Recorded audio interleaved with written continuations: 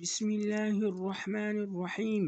ہماری آج کی ویڈیو اس بارے میں ہے کہ رشتہ داروں میں شادی کرنی چاہیے یا اجنبیوں اور غیروں میں، ان میں سے بہتر صورت کون سی ہے، نیز اس کے بارے میں آپ صلی اللہ علیہ وسلم کی کیا تعلیمات ہے اور سائنسی دنیا کا کیا کہنا ہے۔ تو آئیے آتے ہیں آپ صلی اللہ علیہ وسلم کی اس ارشاد کی طرف جو آپ صلی اللہ علیہ وسلم نے شادی کے بارے میں فرمائی۔ آپ صلی اللہ علیہ وسلم نے فرمایا اغتربوا ولا تضوا، جس کا معنی ہے شادی اجنبی عورتوں سے کرو، رشتہ داروں میں نہ کرو۔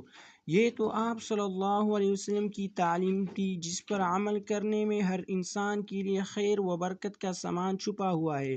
اب آتے ہیں سائنسی ماہرین کی طرف، جنہوں نے اس مسئلے کو تحقیقی میدان میں اترا کر کہا کہ بچے کی صحت میاں بیوی کی ہمبستری پر موقوف رہتی ہے۔